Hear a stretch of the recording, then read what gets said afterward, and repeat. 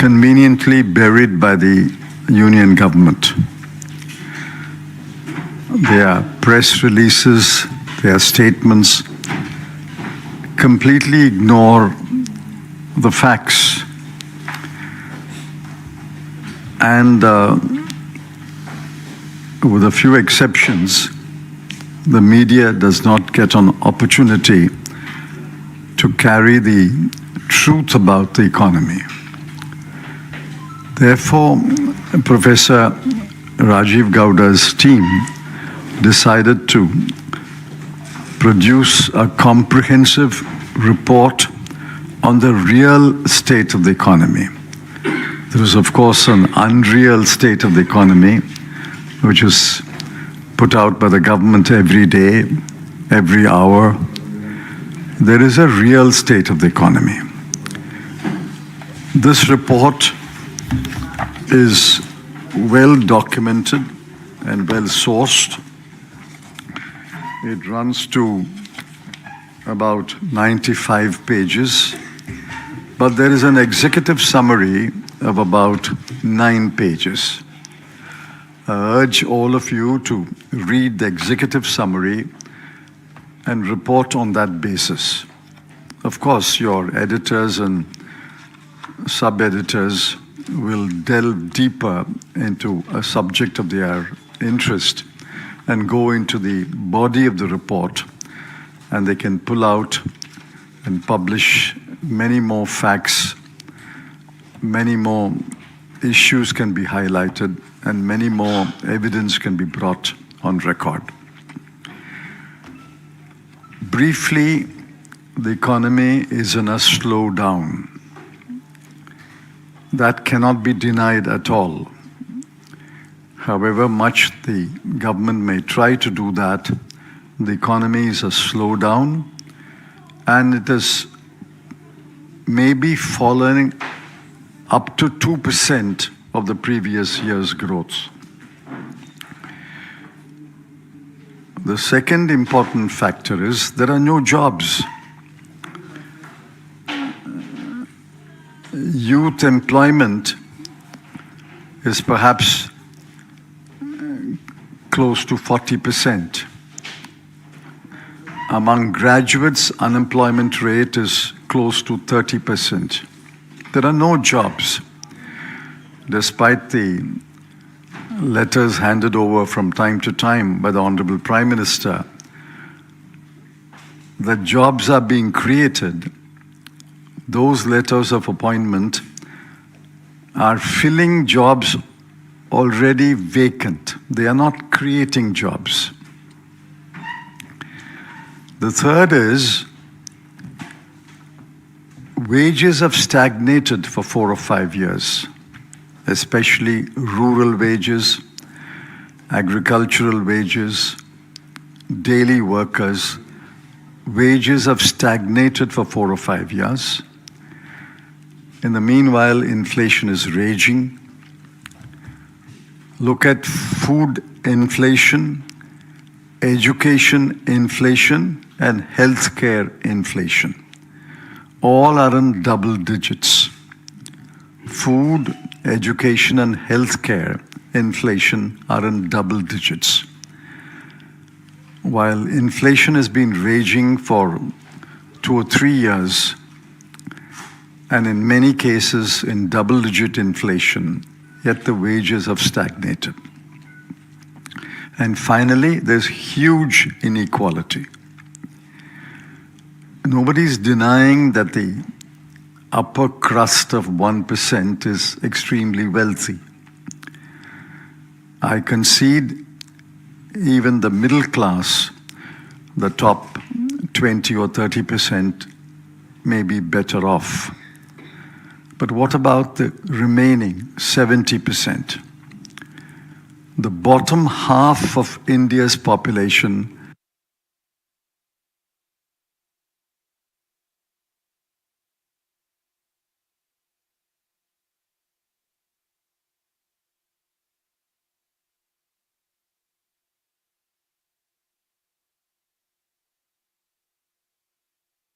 on about 100 to 150 rupees a day.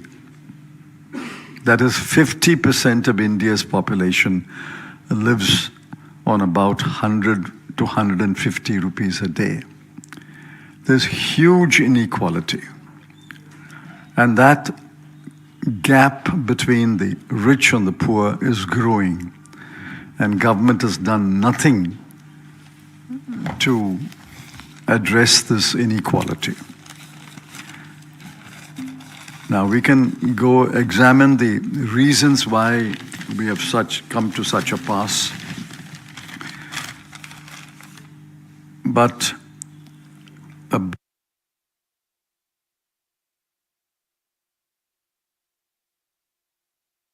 budget analysis of the last 6 or 7 years will show that the government expenditure on health, education, both higher education and school education, social welfare and rural development has fallen year after year since 2017-18. Allocations for major welfare programs have fallen steeply over the last 7 to 8 years. With that brief introduction, I request Professor Rajiv Gowda to make a very, very brief PowerPoint presentation, and then we can take a few questions at the end. Thank you.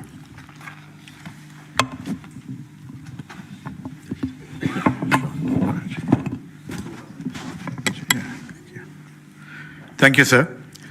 I just want to give you the key highlights of the report that Mr. Chidambaram has just released. That report will be shared with you immediately after the press conference.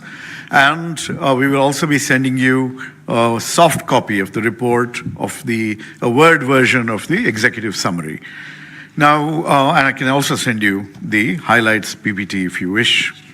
Anyway, I'm not going to repeat what he has already highlighted, but let's go ahead. So the key issue is what happened to growth. That is the title of our report this year. The unemployment crisis, Mr. Chidambaram has highlighted, and you can see that without repeating what he said, what we're going through is a phase of job destruction, job loss growth. Earlier, we used to be concerned about jobless growth. Now this is what we're facing. Our parents of India invest so much in their children's education. However, today graduates face an unemployment rate of 29%. The more educated you are, the less your chances of getting a job. And manufacturing jobs have declined. People are moving back to the farm where they're underemployed. And women are badly hit. Next. This is just illustrating the education and job situation. Next, please. Now, growth, the theme of our cover, basically what you've seen over the last, ever since demonetization and GST, we've seen the economy slump. And this Modi slump, as you may want to call it, is now the new normal. This has become 6% or so as the average growth. At this rate, we are heading straight into what economists call the middle income trap. This means that the kind of opportunities that we were hoping to create, the demographic dividend that we are hoping to encash, all those are doomed. Essentially, we will be a stagnating middle income country, underproductive and uncompetitive globally.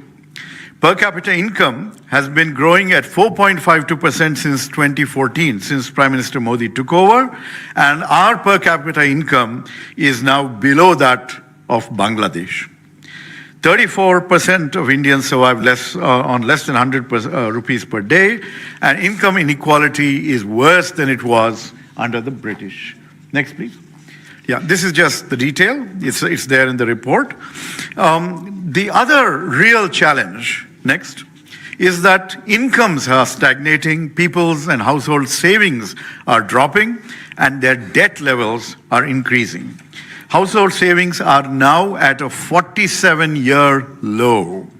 Consumption growth is at a 20-year low, And household debt has soared to a record 39% of GDP. Basically, the families of India are in deep distress. Next. Manufacturing. The normal pattern of development is the move from farm to factory and then to services. India is experiencing a reversal of this particular pattern. And you all recall the Independence Day speech when Prime Minister Modi announced Make in India. And it's been a decade since that moment.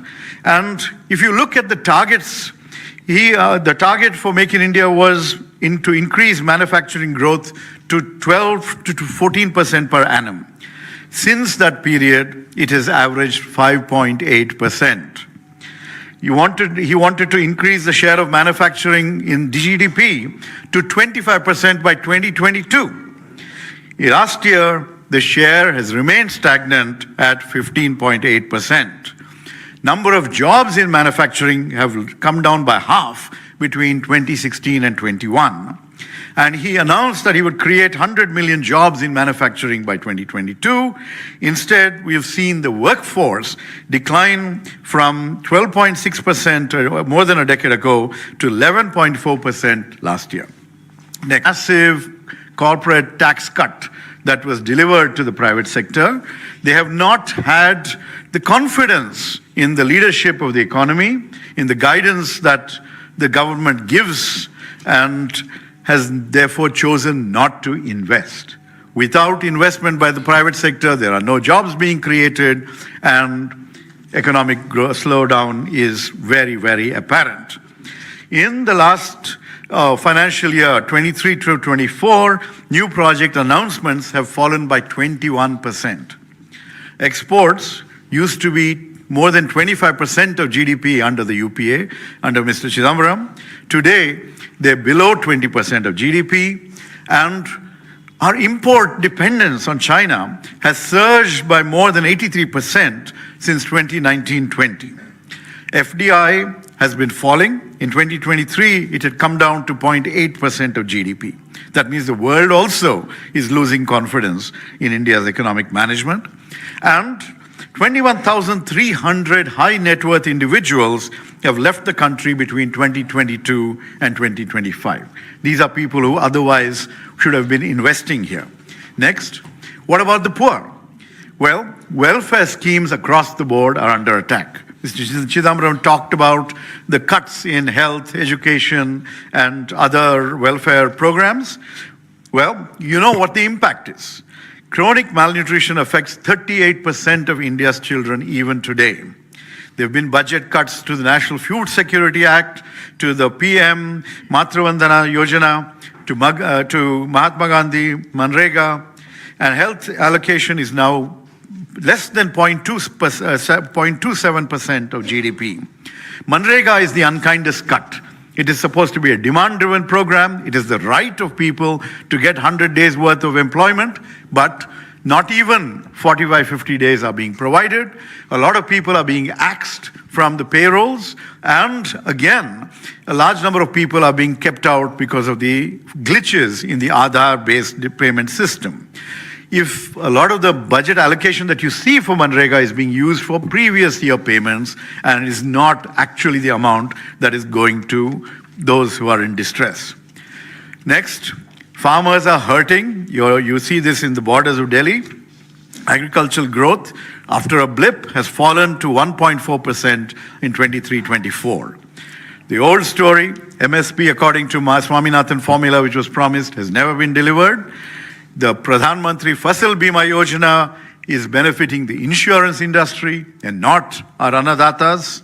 And over 55% of farm families are in debt to the tune of nearly 1 lakh each. And more than 1 lakh farmers have committed suicide between 2014 and 23.